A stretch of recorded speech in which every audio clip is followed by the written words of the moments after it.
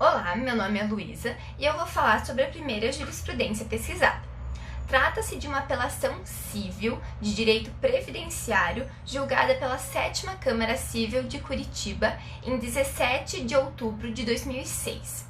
A apelante é uma senhora portadora de quadro depressivo psicótico e toque, que interpôs um pedido de auxílio, acidente mais aposentadoria por invalidez ao INSS.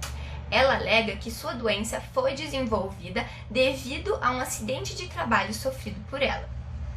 Os magistrados integrantes dessa Câmara do TJ Paraná acordaram em negar provimento ao pedido dela, constatando ausência de nexo causal entre a doença e o trabalho da apelante. Nosso grupo entende que é incorreta a decisão do Tribunal de Justiça do Estado do Paraná em negar tal auxílio, uma vez que é fato que a senhora sofre de uma doença que prejudica o seu dia a dia e compromete o seu desenvolvimento profissional, devido à grande angústia que ela sofre. Oi, meu nome é Rebeca e eu vou falar sobre a segunda jurisprudência pesquisada. A segunda jurisprudência trata de um agravo de decisão interposto pelo Ministério Público, em que eles solicitavam que o indivíduo condenado ele cumprisse a prisão no estabelecimento prisional e não prisão domiciliar como foi concedido a ele. No caso, o indivíduo ele sofre de transtorno obsessivo compulsivo, que de acordo com Paulo Dalgalarrondo, os transtornos obsessivos compulsivos com imagens e ideias persistentes são vividos com muita angústia. Então, o indivíduo estar na prisão poderia agravar o quadro dele e ser ainda pior.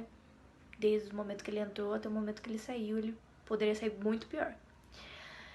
E no caso, o juiz ele conheceu o agravo e indeferiu ele. E nós estamos de acordo com a decisão do juiz, visto que ele seguiu as recomendações médicas que vieram no laudo.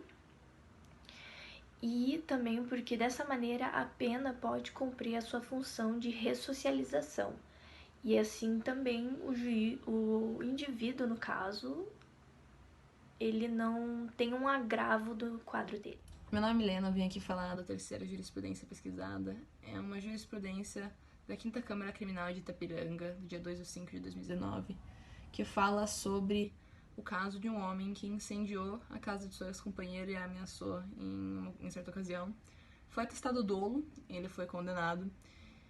Entretanto, ele foi diagnosticado com um transtorno maníaco de bipolaridade, um transtorno muito grave que pode levar a ideias de grandeza, importância social, agressividade, algo que influencia muito a vida da pessoa e que leva à não compreensão de rejeição. Então, acredita-se pelo grupo que a decisão do juiz foi incorreta devido a não ter dado importância suficiente ao transtorno de bipolaridade, sendo que seria necessário tratamento psicológico intensivo para que o indivíduo não tenha reincidência em crimes violentos. Obrigada. Olá, meu nome é Isadora e eu vou falar sobre a 4ª e última jurisprudência pesquisada no nosso trabalho de psicologia jurídica. Bom, esse caso aconteceu na 2ª Câmara de Direito Civil, no Tribunal de Justiça de Santa Catarina, em que foi julgado no dia 5 de setembro de 2019. Bom, o caso se trata sobre J, homem maior de idade, que move uma ação de alimentos contra seus próprios pais, afirmando que por possuir o transtorno afetivo bipolar, ele não consegue manter nenhum emprego. Dessa forma, ele não tem alguma renda para seus próprios alimentos e muito menos para os remédios controlados que ele precisa tomar.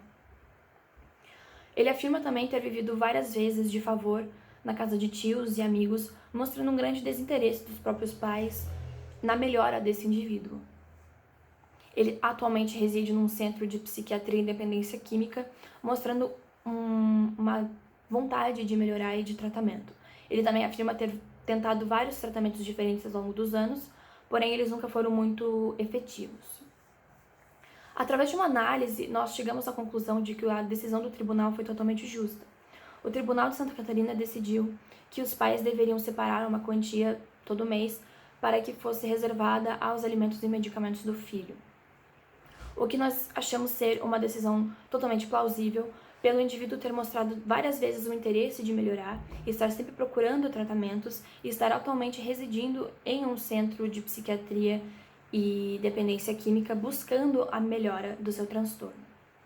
Dessa forma, nós julgamos como procedente a decisão do tribunal.